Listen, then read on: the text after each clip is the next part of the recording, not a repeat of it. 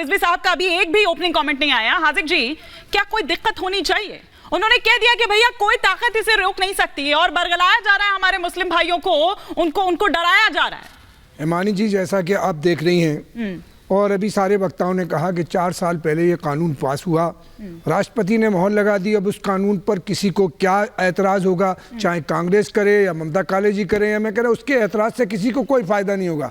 लेकिन भारतीय जनता पार्टी हिंदुस्तान में कभी धारा 370 पे, तलाक पर और सीए पर, एनआरसी पर, इस देश में चुनाव जीतने की बात करने की वजह से हमेशा ऐसी बातें चुनाव के सामने टाइम लाती हैं। आप कह रहे हैं राजनीतिक मुद्दा है? राजनीतिक मुद्दा। मैं ये कह रहा हूँ, होम मिनिस्टर ये जानते नहीं कि राष्ट्रपति ने जब इस पर दस्तखत कर दिया तो ये कानून बन गया और उस कानून में न तरमीम होगी न किसी की रोक टोक होगी। दूसरी सरकार आए, उसको चेंज करे, नया अमेंडमेंट लाए, कोई बात हो सकती है। लेकिन ये लोग देश के हिंदू और मुसलमानों को धोखा दे रहे हैं। हम ये कह रहे हैं स्मॉल इंडस्ट्री से देश को नुकसान हुआ। हम ये पूछ रहे हैं, मेरे बड़े भाई हाथ जोड़ के आपसे बोल रही हूँ, मैडम, आप इस मुद्दे को हिंदू मुस्लिम मत बनाइए। मुद्दा हिंदू मुस्लिम मत बनाइए, ये हिंदू मुस्लिम का मुद्दा नहीं है, सीएए के कश्मीर का मुद्दा नहीं है। मैं हाथ जोड़ रही हूँ आपसे, आप मत ये गंदा नैरेटिव बीच में लाइए। ये हिंदू मुस्लिम का मुद्दा नहीं है। सीएए से जैसे अभी सिद्धार्थ ने बोला, नागरिकता नहीं जा रही है, नागरिकता नहीं जा रही है। नहीं, लेकिन इसकी नागरिकता जाने वाली बात कहाँ है? ये तो नागरिकता देने वाला कानून है। ये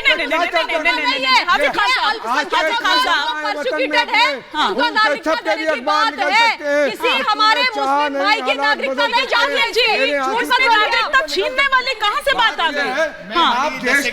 लेकिन इन्होंने बड़ा आरोप आप पर लगाया। अच्छा ठीक है, एक मिनट बात कंप्लीट होने दें। हर पार्टी, चाहे भारतीय जनता पार्टी हो, कांग्रेस हो, समाजवादी हो, देश के 140 करोड़ हिंदुस्तानियों की जरूरत के ऊपर राजनीति करना चाहिए, इस पर नहीं कि आप तो हिंदू मुस्लिम भाई कौन से मुस्लिम भाई की जा रही है नागरिकता? कौन से मुस्लिम भाई की नागरिकता जा रही है? किसी भारत वर्ष के नागरिक की नागरिकता नहीं जा रही है। नागरिकता जाने की बात तो कहीं नहीं है।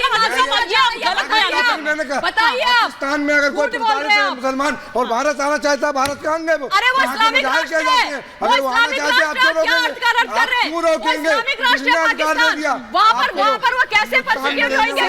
जी, एक तो बड़ा आरोप उन्होंने, अब ठीक है जवाब ले लेती हूँ, फिर रिजवी साहब का रुख करूंगी। सिद्धार्थ जी, बड़ा आरोप आप पर लगाया, वो ये कह रहे हैं कि ये चुनावी मुद्दा है। दरअसल जब जब चुनाव आते हैं तब चाहे वो 19 से ठीक पहले हो जब ये ऐलान किया गया हो, और अब 24 से ठीक पहले एक हफ्ते का वक्त जब रह गया है, तब ये राजनीतिक मुद्दा है, वो कह रहे हैं। देखिए, सबसे पहले तो हिमानी जी, उनने जो बहुत कुछ कहा उस पर मैं जवाब नहीं दूंगा, क्योंकि कई लोगों की दुकान ऐसी बातों से चलती है, पर इसमें मिथ्या बहुत ज्यादा है, इसलिए मैं फैक्ट पर बात करूंगा और बड़े पेशेंस से बात करूंगा।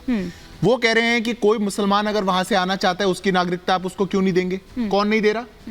आप आइए, भारत में कानून है सिटीजनशिप लेने का, आप आइए और लीजिए। अरे हम तो आप सुन लीजिए, आप सुन लीजिए। 2019 में हम सीए का कानून लेकर के आए, 2014 से लेकर के 2019 तक 2448 पाकिस्तानियों ने आकर के भारत में नागरिकता ली। वो तो सब धर्मों के थे, किसी ने नहीं रोका। 917 अफगानियों ने ली, हर धर्म का था। ये भारत में नागरिकता को लेने का किसी पे कोई बैरियर नहीं है। तो पहली बात तो आप ऐसी भ्रांति मत करिए। दूसरी बात, बीच बीच में बोल रहे थे जब, थोड़ा शोर था, एक बात और उन्होंने कही, पाकिस्तान, बांग्लादेश, अफगानिस्तान की बात तो आप कर रहे हैं, लेकिन उसमें आपने म्यांमार को शामिल नहीं किया, उसमें आपने मुस्लिम को शामिल नहीं किया, यही आप कह रहे थे हाजिक साहब? इसका जवाब हाँ। हमारा 1955 का जो सिटीजनशिप एक्ट है, उसमें पहला संशोधन नहीं है ये, 6 संशोधन हो चुके हैं पहले। अगर 6 संशोधन हुए अलग अलग समय पे, अलग अलग जरूरत के हिसाब से, हमने पहले एक बार विशेष रूप से श्रीलंका के लिए किया हुआ है, तब तो किसी ने नहीं पूछा कि पाकिस्तान, अफगानिस्तान के लिए क्यों नहीं किया। अलग समय की अलग जरूरत के हिसाब से ऐसे संशोधन होते रहे। पर ये जितने लोग बात करते हैं, एक बात का जवाब क्यों नहीं देते? आजादी के समय में पाकिस्तान में 20.4% की माइनॉरिटी थी, 2015 में 2.3% की बची। कहां गए वो लोग? अरे आप बताइए ना, उन लोगों के लिए आप कभी नहीं बोल पाए, उन लोगों के लिए आप कभी नहीं बोल पाए। या तो मार दिए गए, कन्वर्ट कर दिए गए, या फिर उनको भगा दिया गया। वो लोग कहां गए? अगर आप उनके लिए कभी बात नहीं कर सकते तो यहाँ पे आके बात मत करिए, यहाँ पे आके बात मत करिए। ये क्यों बोलने लगे, ये तेज क्यों बोलने लगे? फंस गए, अरे फंस गए। मोहल्ले में सैकड़ों परिवार हमारे मोहल्ले में पंजाबियों के जो पाकिस्तान से आए। 5 मिनट सुनिए, ये लोग इसलिए नहीं बोलते क्योंकि जो 20% से घट करके 2% हुआ, ये मान नहीं सकते कि या तो उनको मार दिया गया, कन्वर्ट कर दिया गया, वो बेचारे भाग झूठ बोलते हैं आप देश के सामने। रिजवी साहब, अभी सैकड़ों हजार लाखों लोग रह रहे, मैं जिम्मेदारी से बोल रहा हूं, लाखों लोग रह रहे हैं, आप झूठ बोल रहे हैं देश के साथ। आप हिंदुस्तान पाकिस्तान आकर आप हिंदू मुसलमान करके एक बार सुन लीजिए, फिर मुझे रिजवी साहब का रुख करना है, रिजवी साहब का रुख करना है। हाँ, ये हमारे देश की एक कमिटमेंट का विषय है हाँ। कि ये लोग जो भी तीनों हमारे इन देशों में रहे, जिनके साथ ऐसी प्रताड़ना हुई, अगर भारत उनको शरण नहीं देगा तो कौन देगा? ठीक है, ठीक है, एक सेकंड, रिजवी साहब, एक सेकंड, हाजिक जी, हाजिक खान, एक सेकंड। आपने तस्वीर नहीं देखी आज तक? कैसे जला वैसा दिखा दो, क्या हुआ? आप दिखा दो, 5000 लोग मरे। अगर ठीक है, आप दोनों को रोक रही हूँ, मैं मुमताज आलम रिजवी का रुख करूंगी। मुमताज आलम रिजवी, अगर कोई धार्मिक प्रताड़ना का शिकार है, कोई माइनॉरिटी है, या फिर उनकी संख्या कम हो रही है, जिस तरह की बात यहां पर चल रही है, अगर उसको अपने यहां जगह दी जा रही है, नागरिकता दी जा रही है, तो उसमें क्या दिक्कत होनी चाहिए? कोई दिक्कत होनी चाहिए क्या?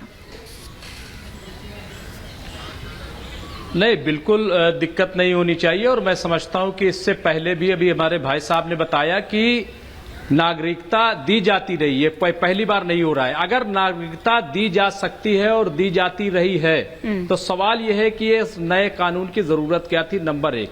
नंबर 2 ये कि जहां तक लागू करने की बात है, आप बताइए, नोटबंदी है जिसने हाहाकार मचा दिया, न जाने कितने लोगों की जान ले ली, उस नोटबंदी को लागू ऐसे किया गया कि कैबिनेट को पता नहीं था। फिर और आ जाइए, जीएसटी इतनी जल्दबाजी में लागू किया गया कि उसके बाद न जाने कितने अमेंडमेंट करने पड़े। तीसरे नंबर पे आ जाइए, इन्होंने लॉकडाउन जब करना था तो लॉकडाउन ऐसे कर दिया अचानक। रिजवी साहब, आपकी बातों से ऐसा लग रहा है कि 2019 में जिस तरह की स्थिति बनी थी, या 2020 की शुरुआत में जिस तरह की स्थिति बनी थी, क्या वो दौर फिर से वापस आ रहा है? क्या उसी तरह से स्थिति देखने को मिलेगी सड़कों पर? नहीं, कोई वैसी स्थिति देखने को नहीं मिलेगी।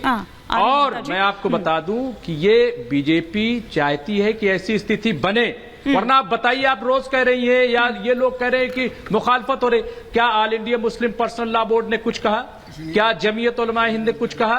क्या जमाते इस्लामी हिंद की तरफ से कोई बयान आया? क्या इस तरीके के तमाम जो ऑर्गेनाइजेशन है, लेकिन दरअसल आपके ओवैसी साहब तो लगातार कह रहे हैं कि मुसलमान खड़ा हो जाए।